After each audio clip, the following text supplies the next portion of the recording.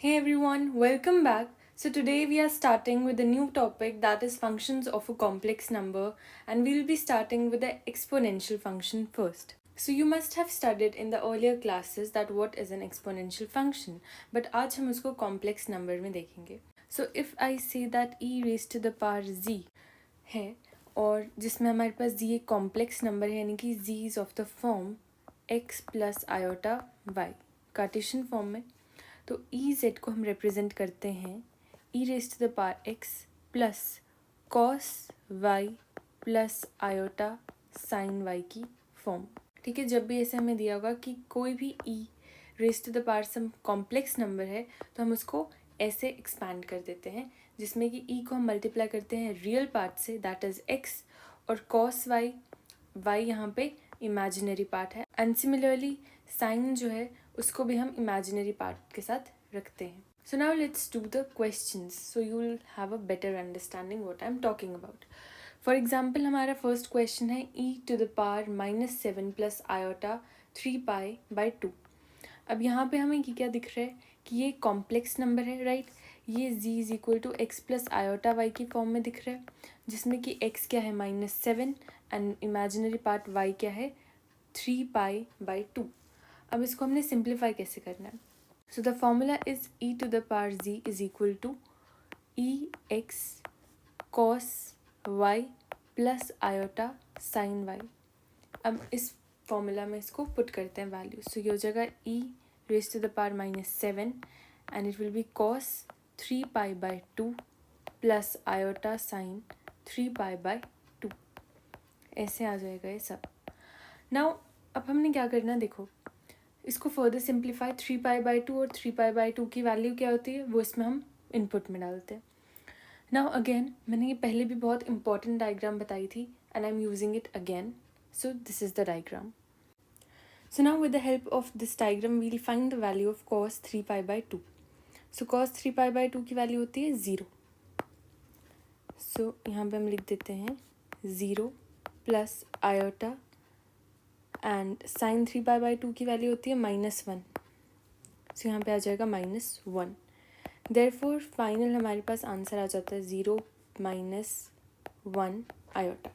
Therefore जो real part है finally confirm होके आ जाता है 0, और जो इमेजिनरी पार्ट है that becomes -e to the power -7. So now moving on to the next question, we are provided with e to the power x minus iota y whole square. यहाँ पे हम सबसे पहले इस पार्ट को simplify कर सकते हैं with the formula a minus b whole square.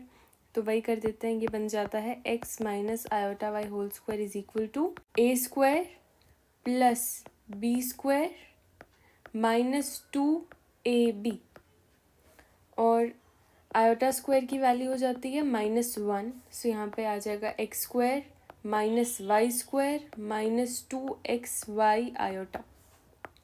ठीक है, हमने ये सिंप्लीफाई करके निकाल लिया है.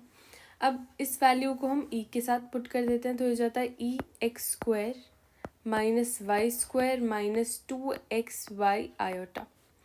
अब क्या करना है, देखो अब जो हमारे पास फॉर्मूला होता है उसमें पुट करते हैं यानी कि e to the power z is equal to e to the power x then cos y plus iota sine y. इसमें ये वैल्यू हम इंसर्ट करेंगे. So e to the power x यानी कि जो भी रियल पार्ट है, रियल पार्ट क्या है ये दोनों, सो इसको हम यहाँ पे डाल देते हैं. यह आ जाता है x square minus y square. फिर कॉस y की वैल्यू आ जाती है y यानी कि ये वाला पूरा part, this whole part. So it is -2xy and then we have iota sin y. यहाँ पे भी आ जाएगा iota sin y की वैल्यू हो जाती है sin -2xy. ठीक है, ऐसे हम इसे सिंप्लीफाई कर देते हैं.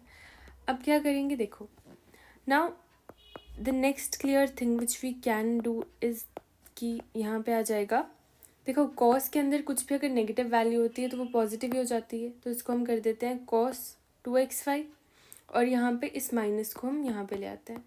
सो हो जाएगा माइनस आयोटा साइन 2xy. ठीक है, फाइनली हमने सिंप्लीफाई कर दिया है. देयरफॉर रियल पार्ट इससे क्या आ जाता है, real part is equal to e to the power x square minus y square cos 2xy, और जो इमेजिनरी पार्ट है that becomes EX² minus y², sorry यहाँ पे माइनस आ जाएगा एंड यहाँ पे हो जाएगा sin 2xy. This is how we do this question. So now let's move on to the third question. So now we are given the third question as e to the power iota plus e to the power minus iota. अब देखो e to the power z की value क्या होती है, e to the power x and cos y plus iota sin y. ठीक है, और यहाँ पे z क्या होता है, x प्लस आयोटा y, यानी कि यहाँ पे एक रियल पार्ट होता है x और इमेजिनरी पार्ट होता है y. अब इसको करना कैसे, आगे देखो. यहाँ पे e to the power x यानी कि रियल पार्ट में तो कुछ यहाँ पे दिया ही नहीं है, सिर्फ इमेजिनरी पार्ट दिया हुआ है, राइट. अब अगर यहाँ पे सिर्फ इमेजिनरी पार्ट दिया तो यहाँ पे e to the power x की कोई वैल्यू आ ही नहीं सकती है, बिकॉज x तो यहाँ पे कुछ है ही नहीं. तो हम इस x को हटा देते हैं. ठीक है, सॉल्यूशन में ये x की वैल्यू कुछ आने नहीं वाली है. सो हम यहाँ पे लिख सकते हैं that finally I have cos, और यहाँ पे इमेजिनरी पार्ट की वैल्यू कितनी है, आयोटा, यानी कि 1. सो यहाँ पे आ जाएगा cos 1 प्लस आयोटा साइन, और y की वैल्यू यहाँ पे आ जाएगी फिर से sin 1. ना अब हम करते हैं ये सेकेंड वाला part. So I write plus, again यहाँ पर भी हमें दिया हुआ e to the power minus iota. अगर माइनस आयोटा दिया हुआ है यानी कि हो जाएगा 0 प्लस माइनस आयोटा. तो जो इमेजिनरी पार्ट है वहाँ पे सिर्फ हमें वैल्यू कितनी दी है, -1. ठीक है, यहाँ पे जो e to the power x है यहाँ पे कुछ आएगा ही नहीं अगेन, और यहाँ पे हम डालेंगे -1 और यहाँ पर भी डालेंगे -1. सो हो जाएगा cos -1 plus iota sine -1. I hope you are understanding this question. अब क्या करेंगे, देखो इसको फर्दर सिंप्लीफाई किया जाता है, cos 1 plus iota sine 1, and here we have cos के अंदर कुछ भी नेगेटिव होता है तो वो पॉजिटिव हो जाता है. यहाँ पे आ जाएगा cos 1 माइनस आयोटा साइन 1. ठीक है, ये जो यहाँ पे माइनस था इसको हम यहाँ पर ले आए.